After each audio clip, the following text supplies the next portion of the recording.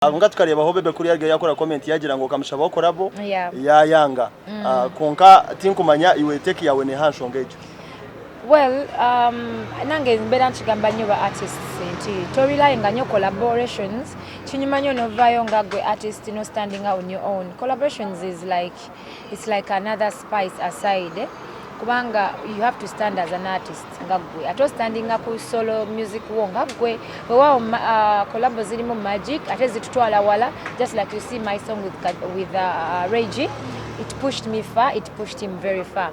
But as a starting artist, or not tandikira ku bigere byo no zimba brick tafali ku tafali. So that's what he tried to tell me, and I took it nenkola kye yangamba, and I think it helped me.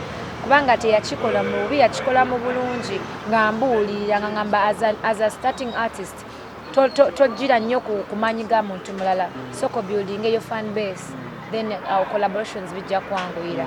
Yes, abafans ba Henry baligire ba complaininga bakugira ngo asho yarwo kuri Ketobo tarabase kubana ishongora. Tinkumanya abantu abone basa kubagambira ota bamwe batekateka ngo management yawe ikabasa kubaneza bira Henry kweshongora. So that's really wrong, and I don't think I've seen anyone abadayogera about it, because they know how tight we are with Miss Henry.